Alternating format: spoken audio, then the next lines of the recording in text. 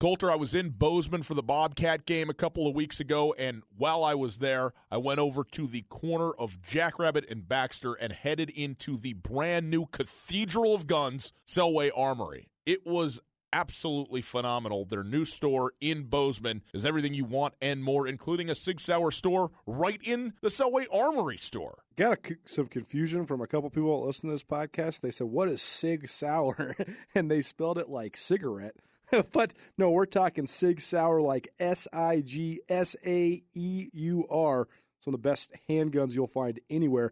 They're experts when it comes to Sig Sauers, as well as all other handguns, as well as all other firearms. Locations of both Missoula and Bozeman. But get your butt to that new Bozeman store. It's a beautiful store, unbelievable inventory, and those guys are experts. They'll help you find whatever it is you need. Hunting season, recreation, we all have people on our Christmas list, or maybe it's you yourself. Yes, I must say, once in a while it's nice to get your own self a present. You go in there, all of the guns, ammunition, accessories that you could imagine, and Coulter, as you mentioned, absolute experts. They know everything there is to know about the entire inventory they've got. Online, SelwayArmory.com. Montana is a gun enthusiast state. It's a hunting state. And Selway Armory is Montana's firearm superstore. Take the Selway Armory Challenge. Shop with Selway Armory for a year. Guarantee you're going to save money over the big box stores or anywhere else you might shop. Do yourself a favor. No matter where you're from in Montana, if you're making your way through southwest Montana, go see that new Selway Armory. And if you're in Missoula, go check out their location out Stockyard Road. Selway Armory, great products at a great price, along with world-class customer service. Brayden Konkol from the building. Let's start with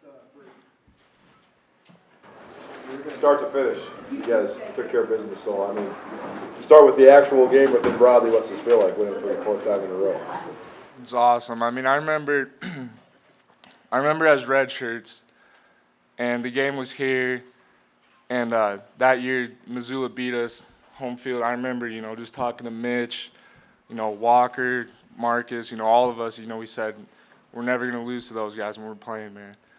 And just to see that, the work we put in, and here we are 4 years later, and it actually happened, man. I mean, it's awesome. What does it feel to beat them the way you did today?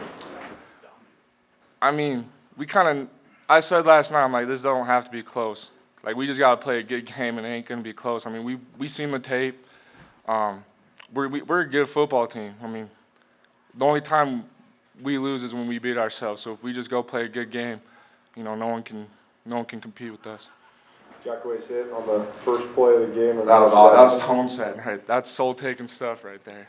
I mean, that set the tone. I mean, first, that kickoff, I think like at the 13-yard line, and then our defense goes out there and Quay does that, man, that was awesome.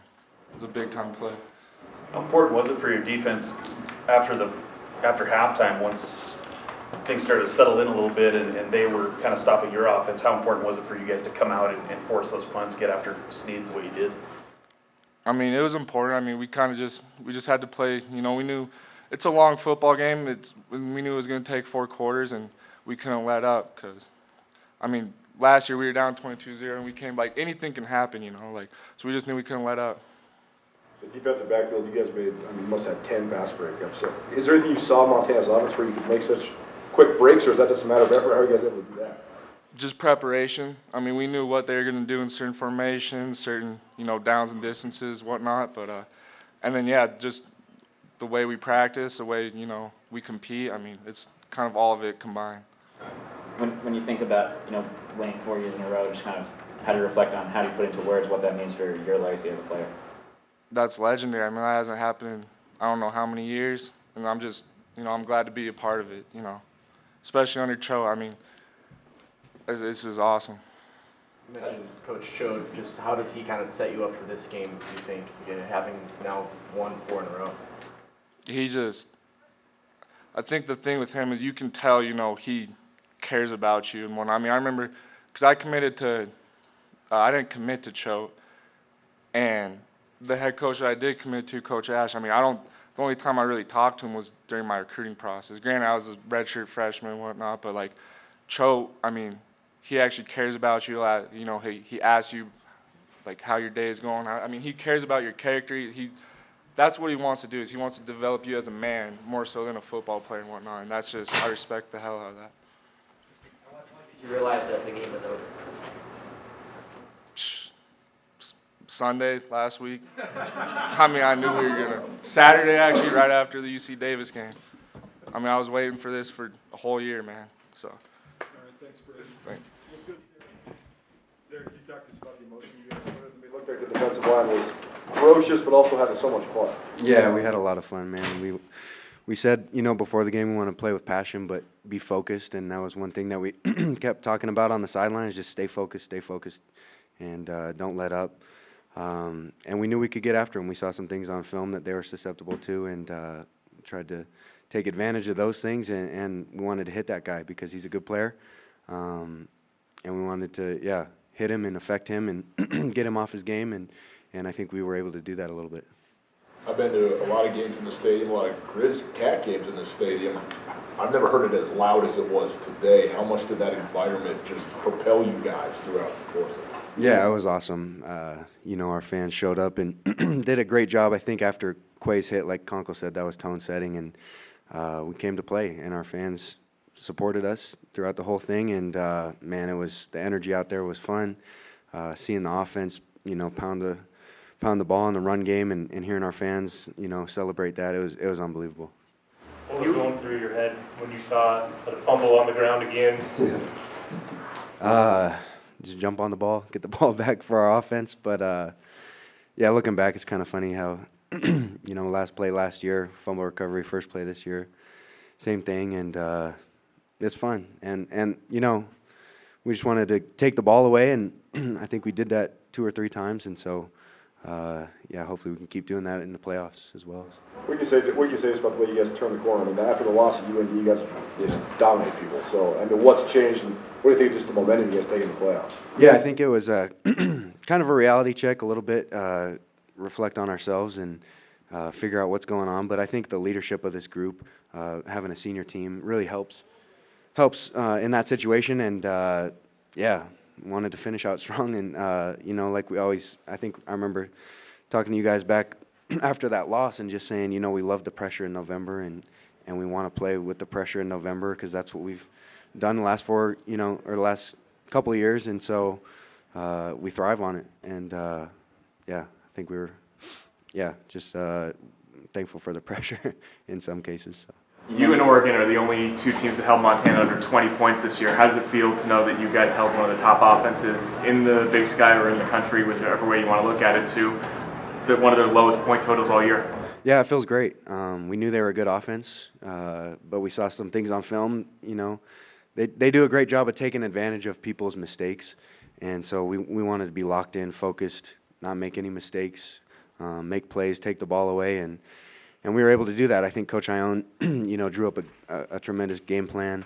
But it comes down to preparation and execution, and I think we out-prepared them. So. Without Troy, just kind of how much was that kind of a rallying point, you think? And how much did that even change the game plan? Yeah, Troy's a great player and a great leader for us, and we had a talk on, I think it was Tuesday or Wednesday, and just said, hey, he's not going to go, or he might not be able to go, but we wanted to step up to the plate, play hard for him. He wanted to be out there and make plays, and we missed him, but he was happy on the sideline and giving us good energy and leading us, and so we're really thankful for that. You mentioned earlier this week, you didn't want to talk about what it means to win 4 straight. I guess now, how would you put that into words? Yeah, it's surreal, man. Like Coach Choate said, I don't know if you can quantify it, but I don't know what's better, beating them 4 years or knowing that there's seniors on that team that haven't ever beat Montana State, and that's a great feeling. We're winners, we're state champs, 4 years in a row, and man, it feels great. I don't know if I can, put it into words right now, but it's awesome. You guys were physical with them all day. You kept punching them in the mouth. Did you see a look of surprise from their offensive line of how you guys were just that physical? Yeah, I think they probably saw it on tape that we were physical. It was interesting. They, you could see that they were getting tired, even in the first quarter, and we were able to take advantage of that and just play fast, come off the ball, explode off the ball, and make things happen. So. All right, thanks, Derek.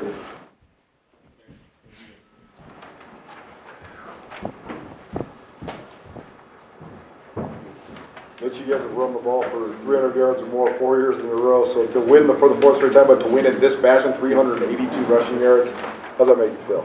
You know, it's something nice to have. It's great, but that's our goal. That's our standard. You know, so it's nothing new. It's something that we always strive for, is to just be able to run the ball, dominate the D-line, and that's something we did today. You guys had big gains on the first 3 reverses. How much did that loosen stuff up in between the tackles? Oh, yeah, definitely. Once we started running the ball inside, you could tell that they weren't expecting that. So it gave us momentum. Every time we get the ball on the outside, we could run it up the middle every time. How much motivation does it give you guys on the offensive line, knowing you guys have like Logan and Isaiah who can make plays behind what you guys do? It's a great motivation. I mean, honestly, it doesn't matter who's back there. It's always next man up, no matter what happens. So, you know, we trust everyone on this team, and we want everyone to do well. So, we'll block hard for whoever's back there, but you know, we just want everyone to give their best effort. That you can out-scheme a team, but you can also out-physical a team. You did both today. Why were you able to just have your way physically with the Montana front? You know, I think it just comes down to focusing on the moment. You know, some teams, when they get into big games, they like to think about what happens after. You know, like what happens if we do lose. You know, if you think about losing, you're gonna lose. You know, you just gotta have that great positive attitude all the time, and just picture yourself winning. You know. What was the most important factor, the way you guys turned the corner after North Dakota and just the momentum you guys now taking to the playoffs? You know, I think honestly, as a team, we started believing that we were good, and that once you start believing that you're good, you know, you sometimes, most of the time, always take a step back. And so, I mean, we just had to come together collectively, understand that this was a shot, and that we had to figure out what to do. And you know, I think coming back out to practice, realized that we have to focus on one day at a time, really helped us defeat every team after that. When Moni starts playing in the stadium and everyone in the crowd starts dancing, just kind of what were you thinking at that point? You know, it's just, there's no words for that, man. It's great. It's you know, something that you kind of just dream of all season. You know deep down that that's something you want to see, and so when you actually live it, you don't really know how to experience it. Do you have any thoughts on being able to say, I never lost to Montana? It really hasn't sat in yet, but man, I'm excited to be the first person to be able to say that in 42 years. You know, it's a legacy, and Choate's done a great job of building it, and hats off to him. Now you guys move into the postseason. How do you use this to reload and not have a letdown, but propel yourself into the second season? You know, it's each day we try to take 1% step forward, and you know, I think we challenge each other well in practice. You know, offense is always challenging defense is always challenging the offense, and so, you know, as long as we keep butting heads and wanting to outcompete each unit, I think that will give us a great chance to make a really good run into the playoffs here. You mentioned Coach Cho. What do you think he does, you know, that kind of sets you up for success in these games? Keeps us in the moment, and doesn't let us think about anything after. Just always elaborates on great ideals, wants the best from us, and you know, if we're not giving him the best, he knows, and he lets us know how to get back. Was there a moment that you could maybe sense their defense break, and you guys knew that you could kind of control the game from there? Yeah, midway through the third quarter, I could feel him breaking, and that's a great moment to feel. You know, it's